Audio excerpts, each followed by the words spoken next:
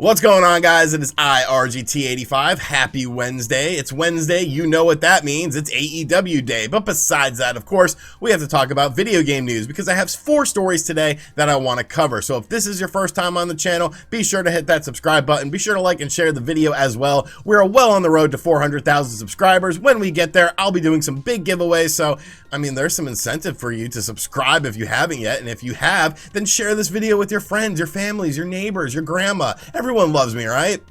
Okay, maybe not. But the first story we're going to talk about today involves Starfield. Now, of course, Starfield was a Bethesda game that was in development really for a long time. We've been hearing about Starfield for years and years and years, and then we finally got a little glimpse of Starfield at this year's E3 2021 during Microsoft's presentation during the event.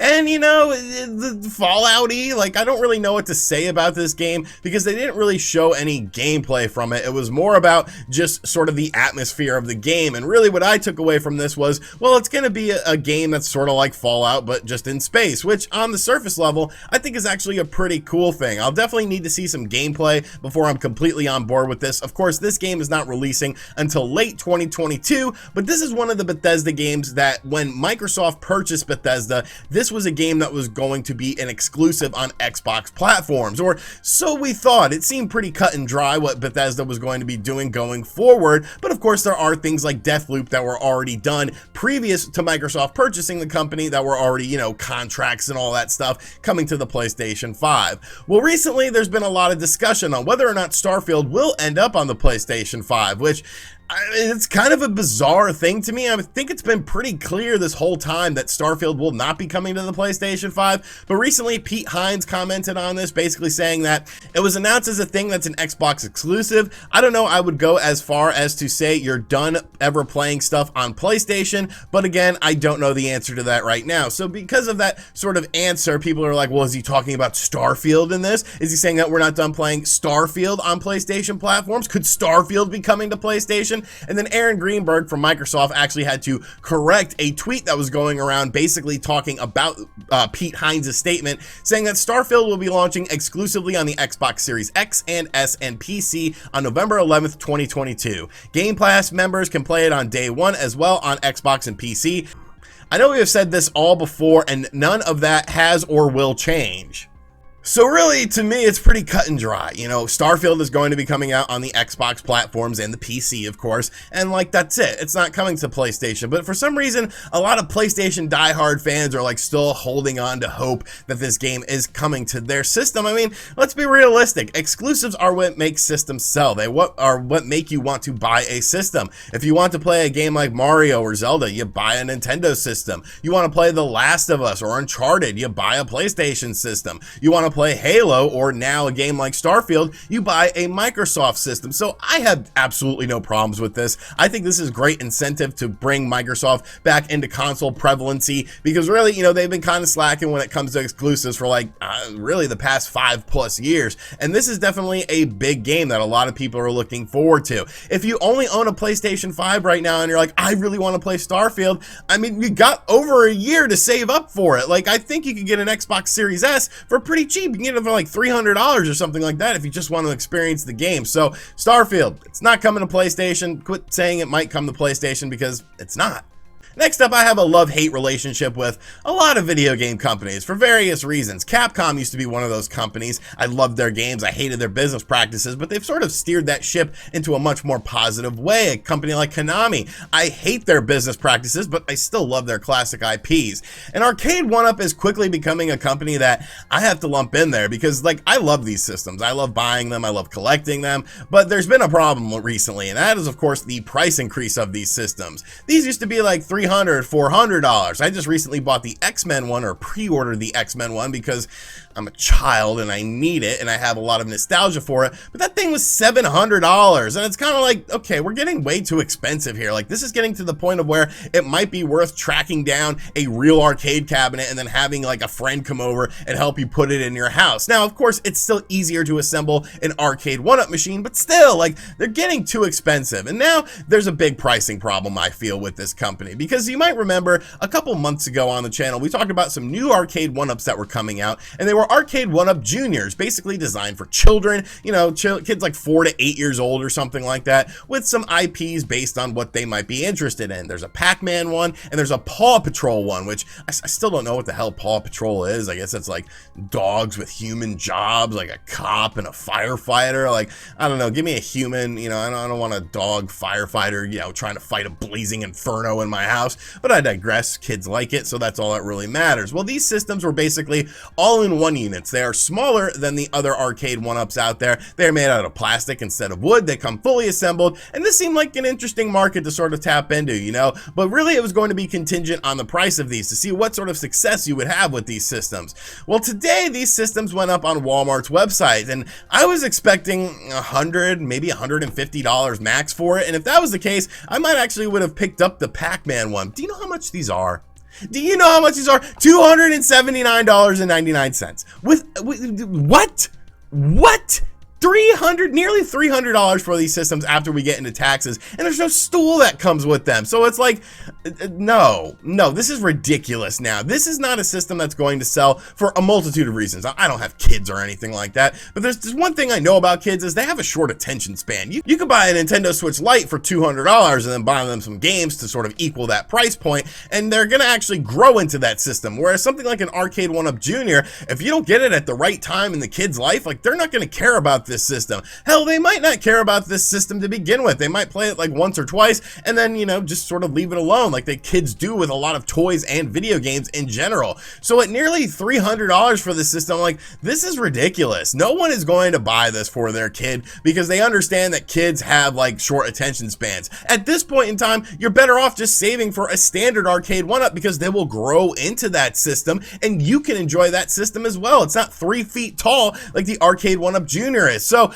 I don't hate the concept of this, you know, I think it's a decent enough concept. And like I said, if it was priced appropriately, maybe I would pick up the, you know, Pac-Man one just for kind of shits and giggles and stuff like that. But at nearly $300, you have lost your damn mind, Arcade1Up. I love you guys, I really do. Like I said, I pre-ordered the X-Men cabinet, much to the dismay of my wallet, but this is just, no, you have to figure out something going on here. You know, you have to figure out what you're doing with the pricing stuff, because this is almost the same price as the old Arcade1Ups were. I bought my Street Fighter one for $300, and that thing is great. This is not worth $300. You know, this is a piece of plastic and a small thing with just a couple. The Paw Patrol thing has one game on it. It's just Paw Patrol. $300 for Paw Patrol? You're out of your damn mind. You need to go back to the drawing board with this. Maybe try to find some manufacturers that can manufacture this stuff cheaper. I do understand how the world is right now and inflation is going up, but this is just way too much, and it's going to end up being a failure for you guys, I personally feel. But I don't know, maybe you have kids and you know more about kids than me, so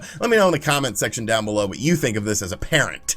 Next up, we're going to talk about Nickelodeon All Star Brawl, because a lot of people seem to be into this game. It's essentially a Nickelodeon-style Super Smash Bros. Game with various characters from Nickelodeon franchises, both present and past. And, you know, I kind of looked at this game sort of like the Nickelodeon Kart Racers game, like, nobody's really going to care about this, but for some reason, like, people are latching onto this. They're like, it's the new Smash Brothers with all of these characters. There's going to be character meta, and there's going to be tiers, and there's going to be online competitions, and this game's going to be great. And I'm just like, maybe, like, I don't know. I just don't have a lot of faith in Game Mill to publish a game that's really super high quality like a lot of people are expecting. As someone who has played a lot of Game Mill games before in the past, they're usually sort of budget titles, but this game isn't really a budget title. I mean, it kind of is. It comes in at $49.99, and you know, I'm not completely writing it off or anything like that. I'm just sort of surprised at how, you know, crazy people are getting over this game. They did just add April O'Neil to it, so I mean, that is kind of cool. But this game seems to be coming out a lot sooner than a lot of people anticipated. It had sort of a fall release date,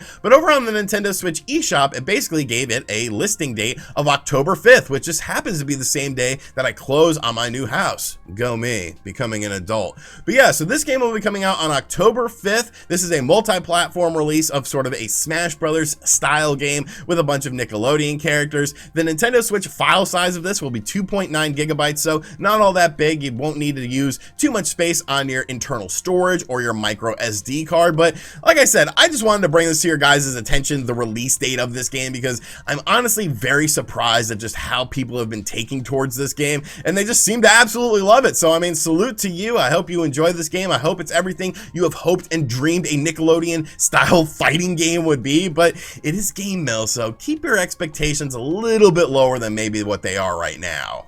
And finally, a couple weeks ago or so on the channel, we talked about the potential for Nintendo to be investing in a company, and it was kind of weird because Nintendo doesn't really do that with third-party publishers or anything like that. They sort of just stay in their own lane, they work together agreements, but it seemed like this was going to be something a bit more. And the company in question was Forever Entertainment. Of course, Forever Entertainment has released games like Panzer Dragoon Remake on the Nintendo Switch. They are doing the upcoming House of the Dead remake as well, which we really need an update on that game, Forever Entertainment. Like, I want to know what's going on with this. But Forever Entertainment obviously is working with Sega on projects, because I mean, Panzer Dragoon and House of the Dead are both Sega properties. They're also going to be working with Square Enix in the future as well. But now we finally have the details of what is happening between this relationship between Nintendo and Forever Entertainment, and I think this is very interesting for Switch owners. So Forever Entertainment put out some statement on Twitter earlier today, basically saying the following. Forever Entertainment SA announces that Forever Seed Fund, a 100% subsidiary of Forever Entertainment, has entered into a service agreement with Nintendo of Japan. In accordance with provisions of the agreement, Forever Seed Fund, in cooperation with Nintendo, shall seek developers with particular focus but not limited to Eastern Europe, including Poland, who own, conduct, or plan to develop innovative and high-quality games. Forever Seed Fund shall cooperate with selected developers for games to be published on the Nintendo Switch.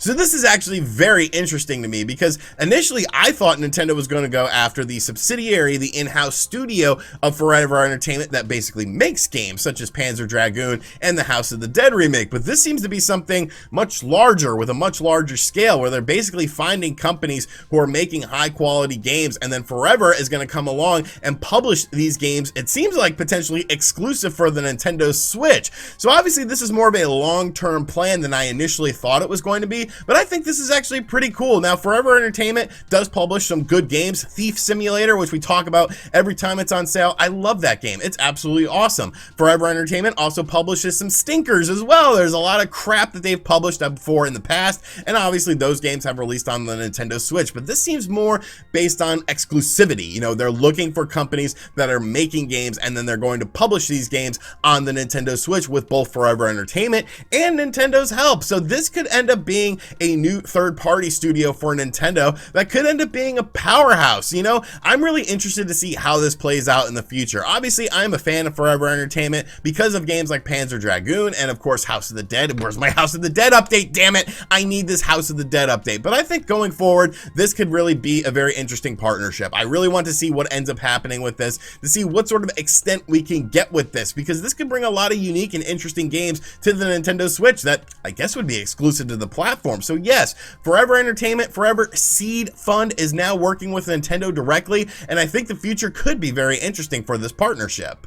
Alright, so that is going to do it for today's video. I hope you guys enjoyed it. We covered a lot of stuff today on the channel, so give me your thoughts about everything in the comment section down below. And as always, guys, thank you for checking out this video. If you are new to the channel, be sure to hit that subscribe button. Be sure to like and share the video as well. Check out the merch. There's a merch store below me in the description box. Share the video around. Let's get to 400,000 subscribers sooner rather than later. You benefit from this because you get free stuff, or at least a chance to win free stuff. And as always, I'll catch you guys on the next video. Later.